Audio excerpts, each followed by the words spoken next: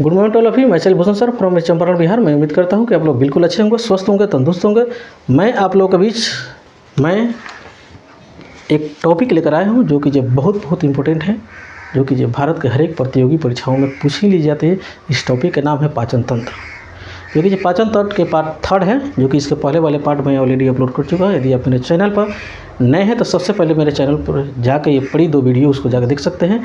इसके अतिरिक्त मैंने बहुत से सारे वीडियो मैंने लगभग 200-250 के आसपास में डाला हूँ, जो कि जो modern history, medieval, physics, chemistry, biology, ठीक है, मैथ का भी बहुत से सारे शॉर्ट वीडियो से लेकर लॉन्ग वीडियो में भी मैं डाला हूँ।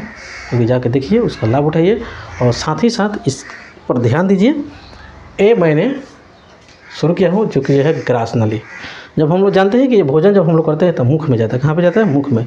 पाचन की प्रक्रिया सबसे पहले अगर जहाँ शुरू होता है उसका नाम है मुख गुहा, ठीक है। मुंह में जो कीजिए, मैंने इसके पहले वाले पार्ट में बता चुका हूँ, क्योंकि थोड़ा मैं आप लोग को रिमाइंड देना चाहता हूँ। मुंह में जीभ होता है, ठीक है, जिसमें क्या होती है? स्वाद कलियाँ होती है, जो कि जो हमको मिठाई, खटाई और कड़वा का एहसास कराती है। उसके बाद से 32 दांतें होती है, जो कि 32 दांतों में 4 प्रकार के होते हैं, जो कि ठीक है, चारों प्रकार मैंने आप लोगों को बता चुका हूँ, ठीक है। इंसीजर होता है, प्री मोलर होता है, मोलर होता है, कैनाइन होता है, ठीक है। ये सब 4 प्रकार के दांतें होते हैं। सबके काम मैंने ऑलरेडी आप लोगों को बता चुका हूँ। यदि आप मेरे चैनल पर नए हैं तो उसे जाकर आप देख सकते हैं। इधर की ध्यान हम लोग दें। तो ये जब मुख गुहा से जब भोजन जब जाता है तो हम लोग को जाता है ग्रहणी में। किस में जाता है? सॉरी, ग्रसनी में जाता है। कहाँ पे जाता है? ग्रसनी में जाता है। ग्रसनी से भोजन, जो ग्रसनी के जब दरवाज़ा हो जाकर 2 भागों में बढ़ जाता है, जिसको बोलते हैं हम लोग निगल द्वार और कंठ द्वार, ठीक है। तो कंठ द्वार तो हम लोग को श्वसन में प्रक्रिया होता है, लेकिन निगल द्वार पर हम लोग भोजन ग्रहण करते हैं। निगल द्वार जो होता है उसी के आगे का पार्ट जो होता है, जिसको बोलते हैं हम लोग ये ग्रास नली। एक ग्रास नली जो होता है एक नली के समान होता है, जो कि इसका लंबाई लगभग में 10 इंची के बराबर होता है। इसमें किसी प्रकार के पाचन की प्रक्रिया नहीं होती है, जाने का एक रास्ता, एक मार्ग है, ठीक है। अगला बात है जो इसी ग्रास नली में एक गति होता है, जब हम लोग भोजन करते हैं तो उस गति का नाम है क्रमाकुंचन। क्या नाम है? क्रमाकुंचन। ये क्रमाकुंचन के दौरान हम लोग का भोजन क्या होता है?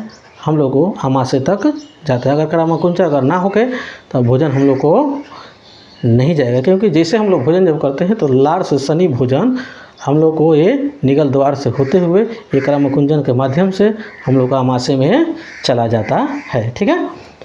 इस ग्रास नली में एक वाल्व लगा रहता है, जिस वाल्व के नाम रहता है एस्फिक्टर। क्या नाम है? एस्फिक्टर वाल्व, ठीक है। ये जो है ये क्रमाकुंचन होता है, तो उस क्रमाकुंचन के दौरान भोजन हम लोग को बैक फिर से वापस न चलाए, ये वाल्व उसको रोकने का काम करता है। समझ में आया ना? तो देखिए थोड़ा सा डिटेल्स में हम लोग जान लें कि ये जो ग्रास नली जो होता है मुख गुहा के आमाशय से क्या करता है? जोड़ने के काम करता है। मैंने ऑलरेडी आप लोग को बता चुका हूँ, ठीक है। ये लंबी एक नली होती है, ठीक है, जो कि जो लार से सनी हुई भोजन को हमारे आमाशय तक पहुंचाता है, जो कि जो मैंने बता दिया है, ठीक है, निगल द्वार से होते हुए, ठीक है। अगला है, इसमें किसी भी प्रकार के पाचन की प्रक्रिया नहीं होती। इसकी लंबाई 10 सेंटीमीटर होता है, जो कि जिराफ में सबसे बड़ा ये पाया जाता है। बड़ा पाए जाने का कारण यही है क्योंकि उसका जो गर्दन होता है जिराफ का बड़ा होता है। सभी जीवों में क्या होता है? बड़ा होता है, जिसके चलते उसका ग्रास नली भी क्या होता है? बड़ा होता है, ठीक है। इसमें बीचों बीच में एक गति होता है, जिस गति का नाम है क्रमाकुंचन। क्रमाकुंचन के दौरान ही भोजन हमारे आमाशय तक पहुंच पाती है, जो कि जो मैंने आप लोगों को बता चुका हूं, ठीक है। ग्रास नली तथा आमाशय के बीच क्या रहता है? एक वाल्व लगा रहता है, जिस वाल्व के नाम होता है एस्फिक्टर, ठीक है, जो कि जो मैंने बताया, ठीक है। एस्फिक्टर इसीलिए लगा रहता है ताकि भोजन हम लोग को वापस फिर से हम लोग को मुंह से निकले नहीं, वापस जाए नहीं, ठीक है। अगला हम लोग शुरू होता है आमाशय, ठीक है। आमाशय जो होता है यह क्या है? सबसे पहले आमाशय कैसा रहता है? थैली की आकृति का रहता है। कैसा रहता है? थैली। 5 किलो का आप लोग थैली देखे होंगे ना, ठीक है। अरे जो भी जानवर के मीट जो खाता है, जैसे मान लो खसी हो गया, बकरी हो गया, उसको आप लोग देखें जो सबसे बड़का जो थैलिया रहता है 5 किलो के लपेट में, उसी को क्या बोलते हैं? आमाशय बोलते हैं। क्या बोलते हैं? आमाशय। समझ में ना? आप समझ गए होंगे, ठीक।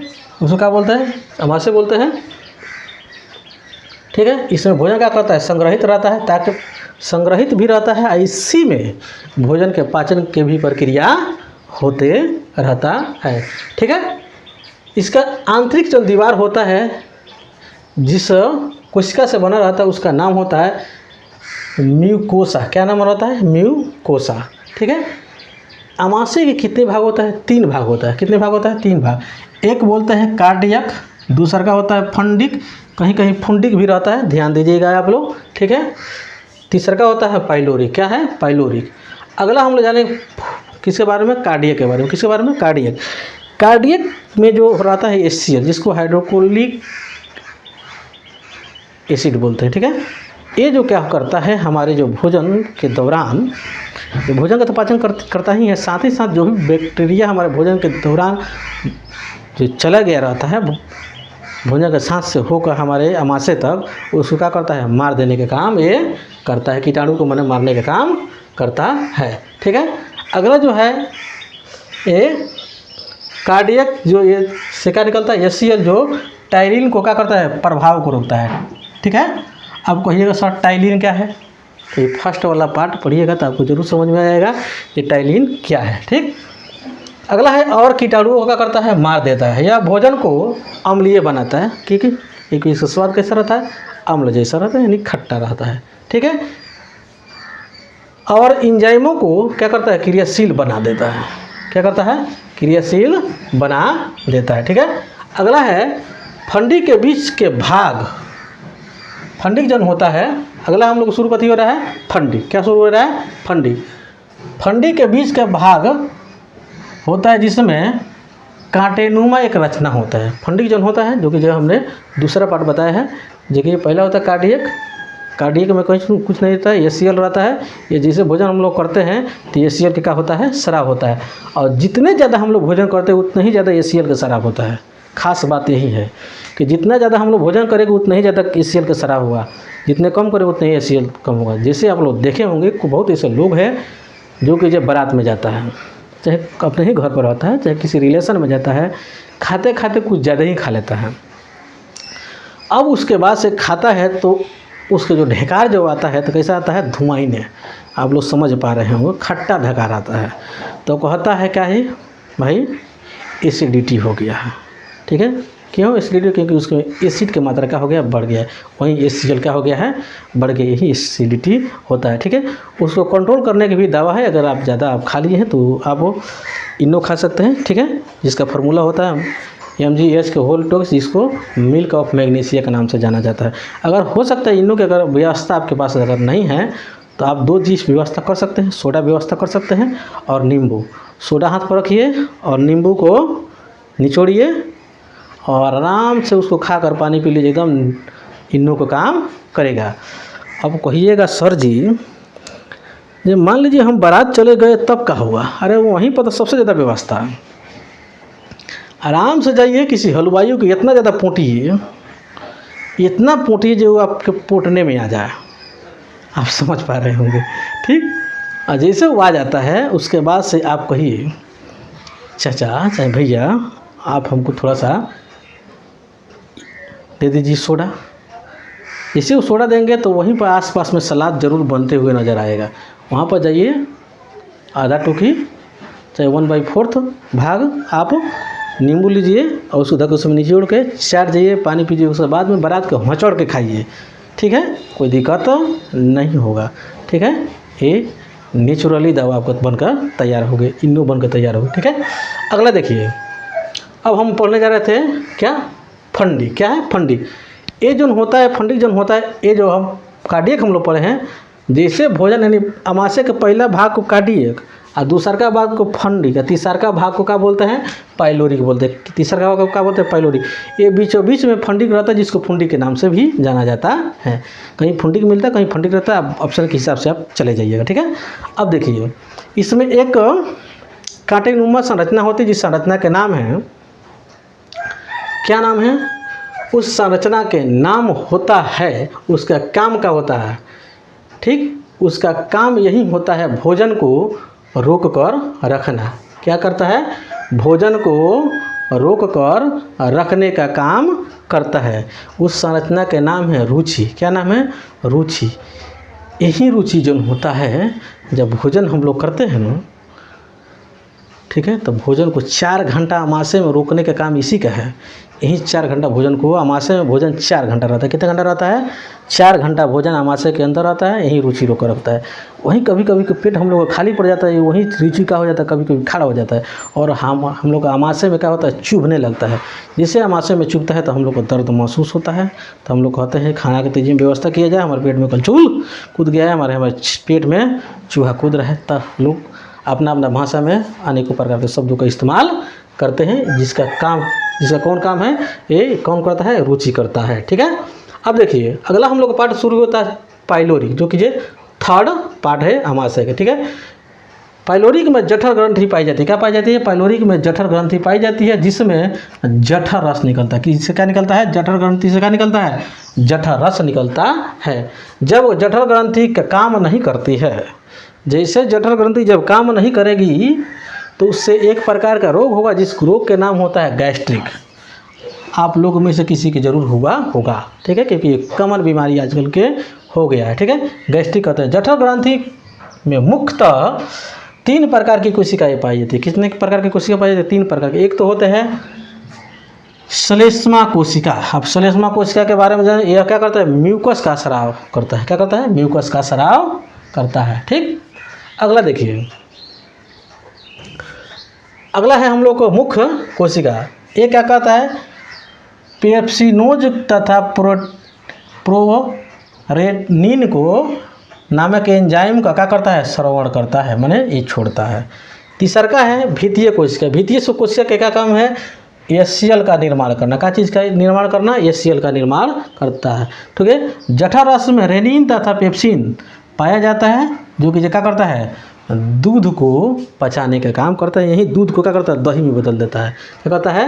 यही दूध को क्या कर देता है? दही में बदल देता है। आपको ये पैसे पेट के अंदर में दूध से दही कैसे जम जाएगा?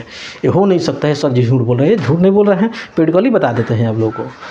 आप किसी बच्चे को दूध पीते जरूर देखे होंगे, और जैसे दूध पीते हुए देखते होंगे जरूर, तो उसको वोमिटिंग करते हुए यानी कय करते हुए यानी ढकचते हुए यानी उल्टी करते हुए जरूर आप लोग देखे होंगे।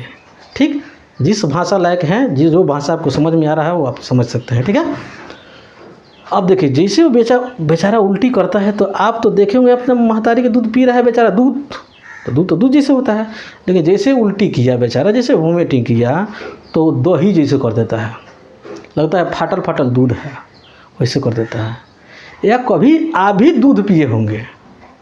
ये गाय भैंस का, ये नहीं जो अपना महतारी है, गाय भैंस के भी कोई दूध पीता है, और कुछ दिन के बाद में किसी कारणवश वोमिटिंग कर दिया, तो दूध नहीं निकलता। जैसे हम लोग जिससे भोजन किया उसके बाद कुछ देर के बाद में जैसे हम लोग भोजन को वोमिटिंग के माध्यम से जैसे त्यागेंगे, तो चावल खाए रहेंगे तो चावल निकलेगा, भात खाए रहेंगे तो भात डालो, तो कुछ मैंने उतना पचन नहीं रहेगा, तो वैसे ही निकलेगा। लेकिन ये जो है जैसे अमाशय के पहले ही भाग में जाएगा, जिसको बोलते हैं हम लोग का कार्डियक। और कार्डियक में ही रहता है हाइड्रोक्लोरिक एसिड। जैसे एसिड यानी जाएगा और दूधवा को फाड़ देगा।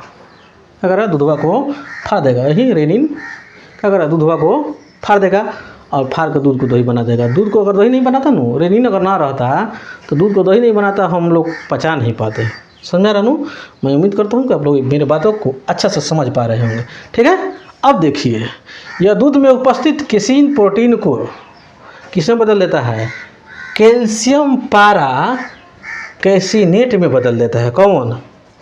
ए रेनिन बदल देता है, जो कि काफ़ी सरल हो जाता है। ठीक है, केसिन प्रोटीन के कारण ही दूध का रंग कैसा दिखाई देता है? सफ़ेद दिखाई देता है।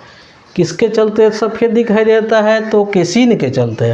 और दूध हल्का पीला दिखाई देता है किसके चलते? कैरोटीन के चलते। आप लोग कभी कभी देखते होंगे, खूब ध्यान से देखिएगा, दूध हल्का पीला भी झलकता है। और नहीं तो औंटिएगा ना, गर्म कीजिएगा, उस समय भी ज़्यादा देर तक गर्म कर दीजिएगा तो दूध पीला हो जाता है। तो दूध उजला दिखाई दिया तो उसका रीज़न कौन है? उसका कारण यही है केसिन प्रोटीन। थोड़ा पीला दिखाई दिया, उसका पीला के कारण क्या है? कैरोटीन। प्रोटीन के कारण थोड़ा सा पीला दिखाई देता है, जो कि आप समझ पा रहे होंगे। पेप्सिन प्रोटीन को पचाता है। पेप्सिन क्या करता है? प्रोटीन को पचाता है। यह प्रोटीन को पेप्टोन में बदल देता है। प्रोटीन को यानी पेप्सिन प्रोटीन को पेप्टोन में बदल देता है। प्रोटीन बड़ी थेथर होता है। यह 4-5 स्टेप में जाकर पचता है। हमको ये सर, यही तो पहला चरण है, जो कि जो प्रोटीन को किस में बदला? पेप्टोन में बदला। ठीक है, इसके अगले चरण में बताऊंगा। धैर्य रखिए, शांति रखिए। अगला देखिए, भोजन अमाशय के बाद किस में चला जाता है बेचारा? छोटी आंत में चले जाता है। ठीक है, जैसे ही अमाशय में जब पूरा कंप्लीट रूप से पच के फिट होता है तो जल्दी जब पूरा कंप्लीट रूप से पच जाता है तो एकदम लेई जैसा हो जाता है। जब लेई जैसा हो जाता है तो भोजन का नाम पड़ जाता है काइम। क्या नाम पड़ जाता है? काइम के रूप ले लेता है। क्या? ठीक। अब ये भोजन जाता है कहाँ चला जाता है? ये छोटी आंत में। छोटी आंत को कितने भाग? यानी छोटी आंत को 2 भाग, माने सॉरी आंत में चला जाता है। आंत के 2 भाग यानी छोटी आंत। ऐसे तो आंत, छोटी आंत के अलग पार्ट है, हम लोग अभी देखेंगे। ठीक है, जो कि ये 4 पार्ट है, जो कि 4 पार्ट हम लोग अभी 3 पार्ट होता है, जो कि 3 पार्ट हम लोग देखेंगे। इसका 2 पार्ट होता है। ठीक है, आंत को पहले जाता है किस में? छोटी आंत में। देखिए इसका नाम है छोटा, इसका नाम है छोटी आंत, लेकिन समझ जाइए आहार नाल के सबसे बड़ा भाग यही होता है छोटी आंत। ठीक है, अब कैसे? अब देखिए तो छोटी आंत में पाचन के पूर्ण रूप से पाचन होता है, सबसे पहला काम। ठीक है, और यह आहार नाल का सबसे बड़ी लंबी भाग है, जो कि 6 से 8 मीटर लंबा होता है। 6 से 8 मीटर देख लीजिए। अब देख लीजिए कितना लंबा। अब छोटी आंत नहीं समझ रहे हैं आप तो? अगर गांव देहात घूमोगे तो जरूर सुने होंगे पचौनी। सुने हैं? तो पचौनी जब सुने हैं तो वही पचौनिया न कहलाता है छोटी आंत। जो पतरका रहता है वो कहलाता है पचौनी, यानी छोटी आंत वही है। आज जिसको हम लोग बोलते हैं लेड़ियारी, जिसे हम लोग खसी उसी खरीदने जाते हैं तो कहते हैं थोड़ा लड़ियारी काट दीजिए, तो होता है बड़ी आंत। तो उसमें तो ऐसे चर्बी वगैरह आता है, खाने में तो इससे अच्छा लगता है। ठीक, आप बड़ी आंत छोटी आंत दोनों बता दीजिए। अमाशय के बारे में बता ही दिए, जो बड़का पुलथिन में जैसे होता है 5 किलो के, वही क्या कहलाता है? अमाशय कहलाता है। ठीक है, समझ में आया ना? जो काफ़ी लंबा चौड़ा होता है। यहाँ पर जो होता है भोजन कंप्लीट रूप से पाचन होता है और शोषण भी इसी जगह पर होता है। ठीक है, और पाचन संबंधित सबसे अधिक कार्य छोटी आंत में ही होता है। सब छोटी आंत में पाचन संबंधी सबसे ज़्यादा काम अगर होता है तो इसमें होता है छोटी आंत में होता है। छोटी आंत के कितने भाग? 3 भाग। एक बोलते हैं पक्वास्य, जिसको ग्रहणी के नाम से भी जाना। दूसरा का बोलते हैं अग्र क्षुद्रांश और तीसरा का बोलते हैं क्षुद्रांश। अब ये आपको समझ में शायद ही नहीं आया होगा। ठीक है, अब देखिए ये जो है पक्वास्य है, जिसको इंग्लिश में बोलते हैं ड्यूडेनम, इसको बोलते हैं इलियम। क्या बोलते हैं? इलियम। सॉरी, इसको बोलते हैं, ये हो गया ड्यूडेनम। क्या हो गया? ये हो गया ड्यूडेनम। ये हो गया जेजुनम। ये हो गया इलियम। ड्यूडेनम, ये ड्यूडेनम हो गया, ये आपका जेजुनम हो गया और इलियम हो गया। यानी पक्वास्य को ड्यूडेनम, पक्वास्य कहे चाहे ग्रहणी कहे, इसको बोलते हैं ड्यूडेनम। अग्र क्षुद्रांश को बोलते हैं जेजुनम और क्षुद्रांश को बोलते हैं इलियम। ठीक है, जो कि ये आप समझ गए होंगे। उसके बाद से अब कहिएगा सर अब तो आप ला दिए लीवर, अभी इसके बारे में तो बताया ही नहीं, इसको कंप्लीट कीजिए। ये काफ़ी तो लंबा टॉपिक है। इसके अगले पार्ट में मैं आप लोग को मैं इसके बारे में कंप्लीट करूँगा।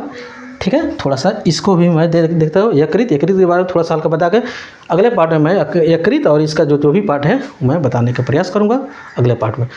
तब तक मैं आप लोग से काइंडली रिक्वेस्ट करूँगा कि आपको अगर लेक्चर कंटेंट अगर अच्छा लग रहा है, ठीक है, ये मेरा मेहनत अच्छा लग रहा है, अगर लग रहा है आप में पॉजिटिविटी है मेरे प्रति, तो आप प्लीज़ मेरे चैनल को सब्सक्राइब कर लीजिए, ज़्यादा से ज़्यादा लोगों के बीच में शेयर कीजिए, क्योंकि इस कंटेंट को बनाने में बहुत ज़्यादा समय लगता है, आप बहुत ज़्यादा मेहनत करना पड़ता है। ठीक है, और दूसरा बात यह है कि इस चैनल पे भारत के हर एक प्रतियोगी परीक्षाओं के दृष्टिकोण से मोस्ट इम्पोर्टेंट वीडियो अपलोड किया जाता है, क्योंकि आपको विश्वास नहीं, आप नए हैं, क्योंकि आप तो उब गए हैं पूरा चैनल को घूमते घूमते यहाँ पर आए हुए हैं।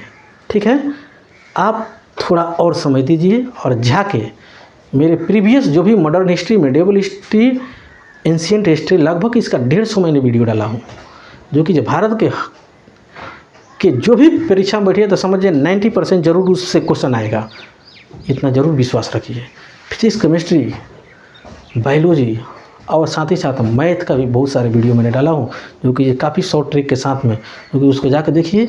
और ख़ास दूसरा बात यह है कि मेरे सेम चैनल के नाम से फेसबुक पेज पर भी मेरे वीडियो पड़ा हुआ, सेम वीडियो पड़े हुए, वहाँ पर भी जाकर देखिए। दूसरा सबसे मोस्ट इम्पोर्टेंट स्पेशल बात आपके लिए यह है कि इस चैनल पे नहीं कभी पेड बैच चला है, नहीं कभी चलेगा, जब तक मेरे जान में जान है। आप लोग को मैं फ्री में सेवा देता रहूँगा, लेकिन फिर भी आप मेरे लिए एक गुरुदक्षिणा के रूप में आप मेरे चैनल को सब्सक्राइब कर लीजिए प्लीज़, और ज़्यादा से ज़्यादा लोगों के बीच में शेयर कीजिए, पूरे भारत में फैलाइए इस वीडियो को और मेरे प्रीवियस वीडियो को, क्योंकि इस चैनल एक यही चैनल है, यूट्यूब चैनल, यूट्यूब प्लेटफार्म पर, जहाँ पे एक तरफ से कोई भी टॉपिक उठाया जाता है कंप्लीट रूप से उसको कंप्लीट करा कर ही छोड़ा जाता है, आधा अधूरा नहीं, अनकम्प्लीट नहीं, यानी कंप्लीट कराया जाता है। तो थोड़ा इतना कीजिए और लाइक करते जाइए, अभी तक नहीं किए हैं तो, ठीक है। अब देखिए, यकृत जिसको हम लोग लीवर बोलते हैं, ठीक है, जिसको लोग बोलते हैं जिगरा, नहीं प्यार से आप लोग देखे होंगे, लोग अपने बेटा बेटी को बोलते हैं अरे मेरे जिगर का टुकड़ा है, मेरे जिगर है, हाँ, तो वही जिगर का बात हो रहा है। यह सबसे बड़ी पाचन ग्रंथि है, कौन? ये लीवर, यकृत। इसका भार लगभग 1.5 kg होता है बेचारा के। यह अपने क्षतिग्रस्त हिस्से को पुनर्निर्माण कर सकती है। यकृत में पित्त का निर्माण होता है।